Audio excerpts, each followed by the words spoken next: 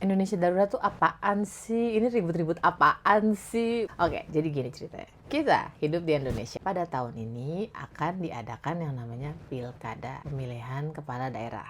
Nah, pemilihan kepala daerah ini ada undang-undangnya yang sudah disahkan pada tahun 2020 oleh DPR. Siapakah DPR itu?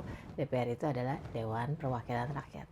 Wakil kita nih, para rakyat. Undang-undang ini memiliki banyak pasal. Kamu nggak ngerti juga nggak apa-apa, karena nggak semua orang juga mengerti tentang hal ini. Nah, terus ada yang namanya Mahkamah Konstitusi alias MK. Aduh, MK ini apa nih? Kan kita nih punya undang-undang banyak. Nah, MK itu adalah yang menguji undang-undang. Beberapa bulan yang lalu, MK tuh diminta untuk meninjau ulang si RUU Pilkada ini, terutama yang berhubungan dengan usia calon kepala daerah dan ambang batas. Tanggal 20 Agustus MK mengeluarkan putusan merevisi undang-undang Pilkada ini. Jadi dari beberapa pasal itu ada yang direvisi sama MK. Apa aja tuh? Yang paling gampang itu soal usia calon kepala daerah ini, sama yang kedua itu soal ambang batas. Kayaknya agak lebih puyeng kamu dijelasin deh. Ini dulu aja soal usia, oke? Yang intinya setelah MK mengeluarkan itu berarti ada calon yang tidak bisa maju karena terkena soal usia nih. Nah, kemarin ini tanggal 21 Agustus dari DPR ada yang namanya Balek,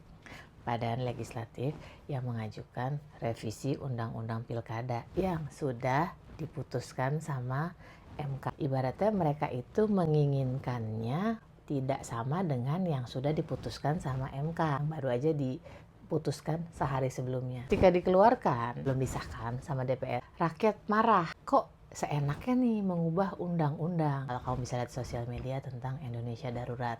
Sehingga hari ini pun tanggal 22 Agustus ada demo nih besar-besaran di depan gedung DPR. Mereka menyuarakan aspirasi. Intinya rakyat itu tidak terima mengapa keputusan MK yang sifatnya itu final dan mengikat bisa langsung direvisi seperti itu. Kok kayaknya gampang merubah undang-undang. Sebenarnya masih banyak lagi kompleks penjelasan, tapi ini kayak biar kamu ngerti, biar kamu kayak, oh paham ini yang terjadi. Saranin sih kamu baca ya, baca, biar lebih mengerti tentang apa yang terjadi di negara kita. Kita sebagai rakyat itu harus mengawasi, nggak boleh pasif juga.